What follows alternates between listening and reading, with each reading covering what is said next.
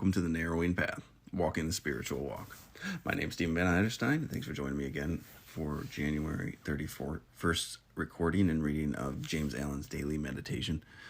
I'm looking forward to it. Yesterday's was really great. We talked about peace and joy is at the end of sorrow. It resonated with me all day. Just a great reading. So I'm looking forward to what today's is, of course. January's been great so far, so thanks for joining me. This will be fresh to you, fresh to me, so you'll get my genuine reactions, response, and observations about the reading. And we will go from there. So here we go, January 21st. As light displaces darkness, and quiet follows storm, so gladness displaces sorrow, and peace comes after pain. The deeper wisdom which flows from acquaintance with sorrow brings with it a holier and more abiding joy than the shallow excitement that preceded sorrow. Between the lesser joys of the senses and the greater joy of the spirit lies the dark veil of sorrow, through which all earthly pilgrims pass. And having passed through it, the heavenly joy, the abiding gladness, is henceforth our companion. They who have passed from the earthly to the heavenly pilgrimage have lifted the dark veil of sorrow from the radiant face of truth. He whose treasure is truth, who fashions his life in accordance with wisdom, will find the joy which does not pass away. Crossing the wide ocean of illusion, he will come to the sorrowless shore. All outward oppression is but the shadow and effect of the real oppression within.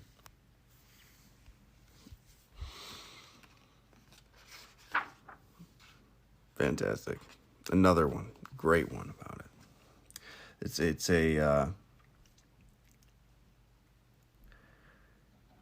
It gives perspective and understanding, to what sometimes we'll say is that this person, there's just something about them. They've got this energy about them. They've got this positivity about them. They've got this thing. I've said that many times before I figured out what that thing was. And it's freedom in a life that's spiritually led. And that freedom brings the joy and it brings the happiness that we all search for. And I like how he sends it out, how he frames the journey and how it starts. Because just in my own personal experience, I was a drug addict and alcoholic for many years, and he talked about it. Between the lesser joys of the senses and the greater joy of the spirit lies the dark veil of sorrow through which all earthly pilgrims pass. And having passed through it, the heavenly joy, the abiding gladness, is henceforth our companion. So there comes a time, and he's saying it that it's in every person's life, but they have to pick up and they have to choose that path. They have to choose to do that walk, and that's kind of the path we talk about here, walking the narrowing path. It's that spiritual walk that we all have to walk, which you can choose to walk. And when we do that, we separate ourselves, or we almost we use a word that seems strong, but transcend the spiritual senses. Not that they can't impact us anymore, obviously, and we still live with those, and we live in those on a daily basis a lot of times, but those are the lesser joys, and we get introduced to a greater joy. We get introduced to abiding gladness, a heavenly joy, that spiritual fulfillment that can come when you follow these things, when you follow a spiritual lifestyle, when you turn away from hedonistic, or turn away from just strictly, essentially, sensually led lifestyle. And when you choose the other path to choose those spiritual principles and values to live by, We have to sacrifice some of those sensual pleasures. They can't be our driving force. Well, we get them still, yes. Well, they happen, but they aren't what we go for in life anymore. The physical world's pleasures aren't what drive us forward anymore, and aren't what we seek to feel better. There's freedom and joy found in living a spiritual lifestyle that we like, that humans are, I believe, meant to pursue. But that dark veil of sorrow through which all earthly pilgrims pass, this will not be a lesson easily learned. At least it's been my experience from my own personal experience and watching the experience of others.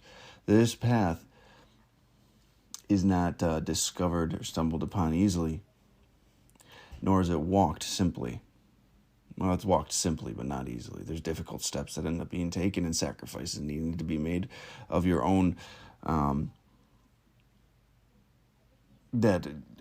behaviors that you might still have purpose in, but do not serve a spiritual lifestyle well. Being avoidant or being angry or obstinate and stubborn and things like this, things that we used to use to protect ourselves. We have to let go because it hinders our spiritual growth. So even though these are things that we might practice, even though knowing that they're there and they might not be the healthiest things for us, we use them still. Those things have to be let go, and we have to learn a different way to live.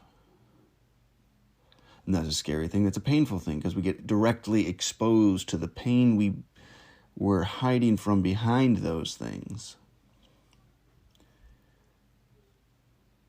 But that is where the journey begins, when you have the willingness to let these things go and change the way you live your life and what drives your life.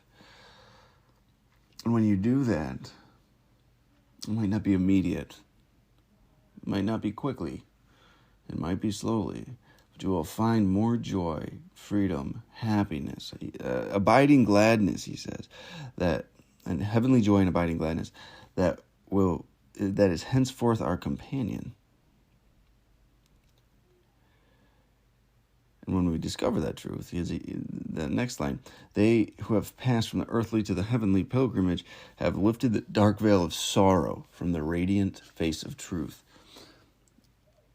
The truth is such a fantastic thing that we've ran from for so long, because we associated it with pain and this and that. But real true truth, that when we get through those things, is magnificent. It's awe-inspiring. And it's simple. He whose treasure is truth, who fashions his life in accordance with wisdom, will find the joy which does not pass away. Crossing the wide ocean of illusion, he will come to a sorrowless shore. Everlasting joy is on the other side of these things.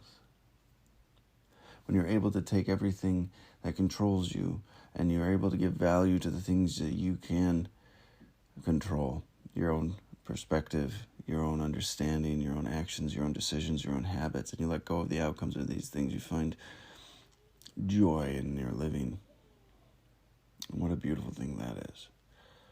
It's really just a fantastic thing. So, the last line, I won't... all outward oppression is but a shadow and effect of the real oppression within. That's again saying your perspective and what you observe in the world really is your own internal perspective being overlaid on what you see. Talked about that a lot, just how perspective and thoughts really are important to focus on, to change, and to take a look at. So I won't go on to that too much. But thank you all for joining me again. I look forward to tomorrow's, but today's was just a fantastic thing, and it's a hard lesson I've learned. And I'm continuing to learn and continuing to walk, and I'm glad that people are walking with me. So thank you so much for your time today, and hopefully you'll tune in tomorrow. So until next time, thanks.